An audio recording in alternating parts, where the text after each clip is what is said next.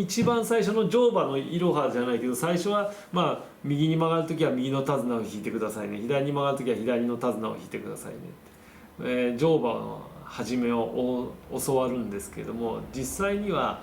難しい話になってくると、馬の別に顔が右に向いたから右に行くわけでもないし、左に向いたら左に行くわけでもなくて、馬の肩の位置が右に行ってれば右だし、左に行ってれば左なんで、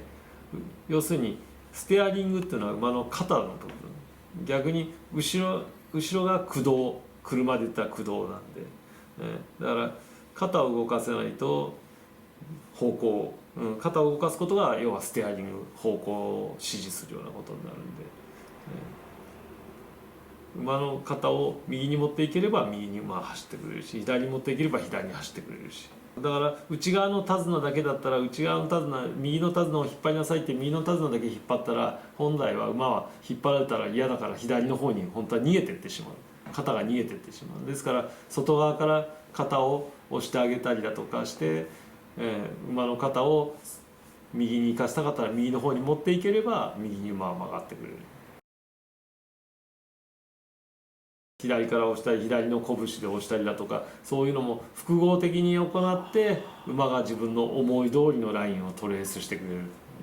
内側の手綱1本引いただけ、右の手綱1本引いただけでは馬は思い通りには行ってはくれない。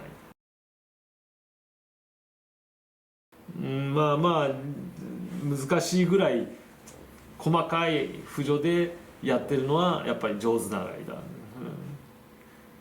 だから初心者、さっき言ったように初心者だったら右に行かそうと思うと右の手綱をギューッと引っ張ってそれで馬も多分そんなことなんだろうなぐらいに、馬も機械じゃないですから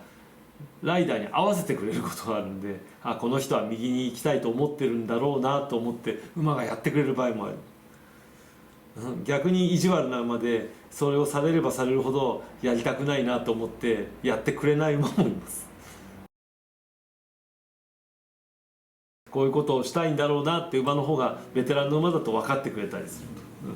と、いうこともあります。それはやはり道具と一緒にやってることじゃないんで、そういう意味ではそこがやっぱりこの馬術だとか乗馬の楽しさでもあるし、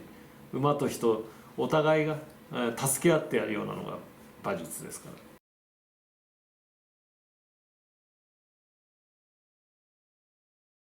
フライングチェンジは学生のインカレでもありましたよね。4ポートとかあったんで、そういうのはやはり下半身だとか使って駆け足っていうのは右手前左手前って向きがあるんで、今は右手前のこういうペースの駆け足をしなさいよっていう合図を送ってたところから、今度は左手前のこういうあ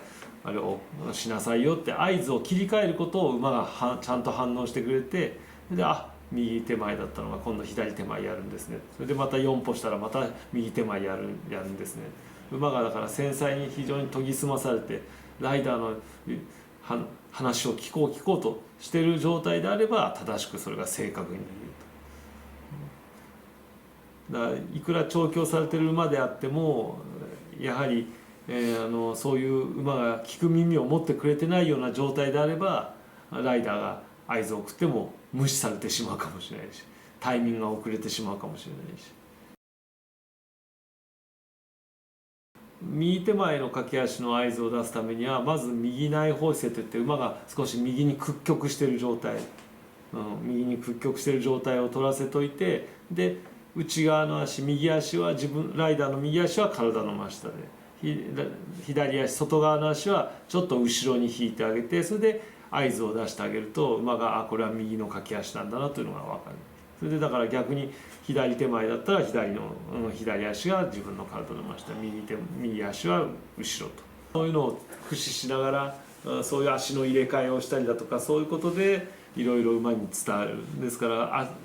足の強さだけじゃなくて使う位置だとか、